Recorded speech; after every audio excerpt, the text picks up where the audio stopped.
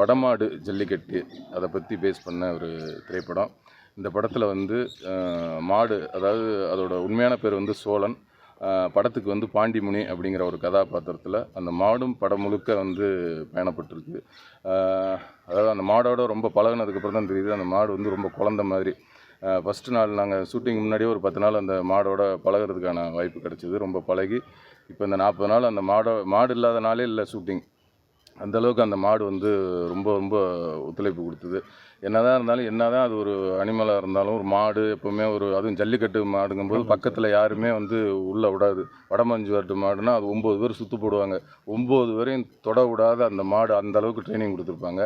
ஆனால் அந்த மாடு வந்து பழகுனா குழந்த மாதிரி ஆயிரும் அப்படிங்கிறதுக்கு உதாரணம் வந்து இந்த பாண்டிமுனியாக நடித்த எங்கள் மாடு வந்து அவ்வளோ அழகாக பழகி ரொம்ப குழந்தையாகவே ஆயிடுச்சு.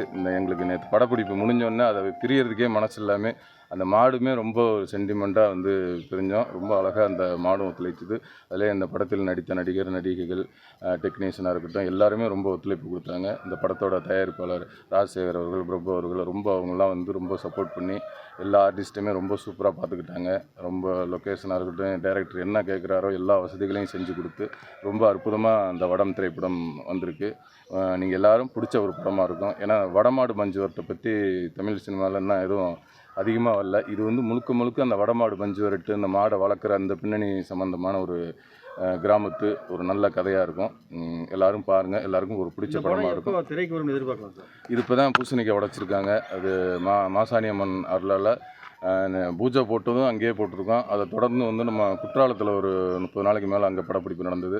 அதை தொடர்ந்து வந்து கோயம்புத்தூர் வெள்ளையங்கிரி பக்கத்தில் ஒரு சாங்கு படப்பிடிப்பு நடந்தது. அதை தொடர்ந்து பொள்ளாச்சியில் படப்பிடிப்பு நடந்தது. இப்போ எல்லா இடத்துலையும் படப்பிடிப்பு ஒரே ஷெட்யூலாக முடிச்சுட்டு இன்றைக்கி வந்து இந்த மாசாணியம்மன் திருக்கோயிலில் வந்து வெற்றிகரமாக பூசணிக்காய் உடைச்சி இந்த படப்பிடிப்பை நிறைவு செஞ்சதில் ரொம்ப மகிழ்ச்சி. உங்கள் அடுத்த படத்தோட அப்டேட் எதாவது இருக்குங்களா? அடுத்த படம் சிம்பு தேவனண்ணனோட அவரோட படம் நான் பேர் வைக்கல. அவரோட படம் அடுத்த படமாகவும், அப்புறம் 7ஆம் பொருத்தங்கிற அந்த படமும் தொடர்ந்து போயிட்டு. இந்த படப்பிடிப்பில் இந்த காளையை தவிர்த்து வேறு மறக்க முடியாத உங்களுக்கு ஏதாவது சம்பவம் தான் இருக்கா? மறக்க முடியாத சம்பவம் இல்லை. இந்த கதாநாயகி சங்கீதா அவங்களை வந்து மாடு வந்து இடுப்புலேயே முட்டி தள்ளிச்சு. அதுக்கப்புறம் அவங்க ஒரு 2-3 நாளில் பழகினதுக்கப்புறம் அவங்கள்ட்டையும் ரொம்ப நல்லா பழக ஆரம்பிச்சிருச்சு. இந்த இதில் ஒரே ஒரு சம்பவம் அந்த படத்தில் நடந்தது, அது ஒன்று தான். அதுவும் அதுக்கப்புறம் போக சரியாயிடுச்சு. அதேமாதிரி கீழே அவங்க விழுந்து அந்த முட்டியெல்லாம் உடஞ்சிது.